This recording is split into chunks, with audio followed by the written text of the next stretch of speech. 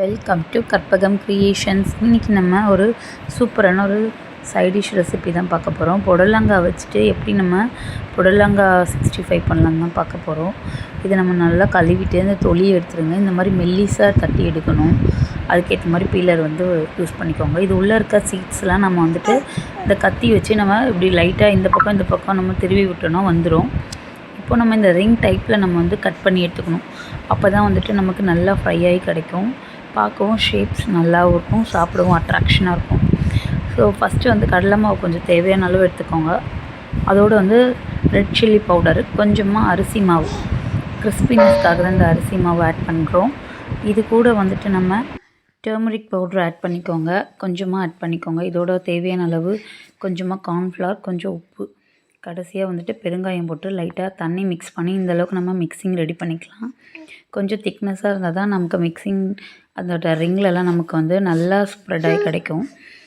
ஈவனாக நமக்கு கிடைக்கணுன்னா இந்தளவுக்கு திக்னஸ் கண்டிப்பாக வேணுங்க. தண்ணியை கரைச்சிடாதீங்க, அது ஒட்டாது. ஏன்னா அது நீர்க்காய் ஆல்ரெடி நமக்கு அது நீர் நமக்கு சுரக்கும். அதனால் நீங்கள் கட்டியாகவே கரைச்சி வச்சுக்கோங்க. இப்போ இது ஒரு 20 மினிட்ஸ் நம்ம நல்லா ஊற வச்சிடலாம். அப்போ தான் இதுக்கு நல்லா இந்த ஊறி நல்லா சூப்பராக காரம் உப்பு எல்லாம் நமக்கு இறங்கி கிடைக்கும். இப்போ நான் அடுப்பு பற்ற வச்சிடுறேன். சின்ன வானலாக எடுத்திருக்கேன். ஏன்னா நமக்கு மீடியம் ஃப்ளேமில் வச்சு ஃப்ரை பண்ணி எடுத்தாலே போதும். இது நீர்க்காயின்றனால நமக்கு டீப்பாக ஃப்ரை ஆகணும்னு அவசியம் இல்லை. நல்லாவே நீங்கள் ஸ்லைசஸாக பண்ணியிருக்கனால ஈஸியாக நமக்கு ஃப்ரை ஆகி கிடச்சிரும். நம்ம நல்லா மீடியம் ஃப்ளேமில் வச்சு நம்ம ஃப்ரை பண்ணி எடுத்துக்கலாம். இது எல்லாத்துக்குமே சைடிஷ்க்காக நல்லாயிருக்கும். ரசம், கிள்ளி போட்ட சாம்பார், அந்த மாதிரி எல்லாத்துக்குமே நம்ம இதை யூஸ் பண்ணிக்கலாம். தயிர் சாதத்துக்கு கூட நல்லாயிருக்கும். நீங்கள் உண்மையாக புடலங்காய் சாப்பிடாதவங்க கூட இந்த மாதிரி செஞ்சு கொடுத்து பாருங்கள். குட்டீஸ் கூட விரும்பி சாப்பிடுவாங்க. ஷேப்கே அட்ராக்ஷன் ஆகிடுவாங்க, சர்க்கிள் டைப்னு சொல்லிட்டு. கண்டிப்பாக நீங்கள் மிஸ் பண்ணாமல் இந்த ரெசிபியை செஞ்சு பாருங்கள்.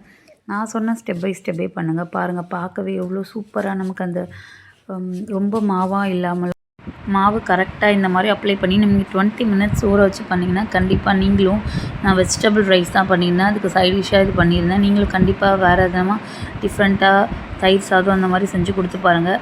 என் தங்கச்சி அன்றைக்கி வீட்டுக்கு வந்திருந்தா, உண்மையாகவே நல்லா இருந்ததுன்னு சொல்லியிருந்தா. அதனால தான் நான் இந்த ரெசிபி அப்லோட் பண்ணியிருந்தேன். நீங்களும் கண்டிப்பாக இந்த மாதிரி வீட்டில் இருக்கவங்களுக்கு வீக்லி ஒன்ஸ் நீர்க்காய் வச்சு செஞ்சு கொடுத்து பாருங்கள். சாப்பிடாதவங்க கூட கேட்டு வாங்கி சாப்பிடுவாங்க. உடனே காலி ஆயிரும். நான் ஒரு புடலங்காய் தான் பண்ணியிருந்தேன், அதுவுமே பத்தலை. கூட கொஞ்சம் காலிஃப்ளவர் போட்டு சேர்த்து பண்ணியிருந்தேன். அதனால் கண்டிப்பாக இந்த ரெசிபியை மிஸ் பண்ணாதீங்க. வெஜிடபிளுக்கு அல்டிமேட்டாக இருந்தது டேஸ்ட்டு.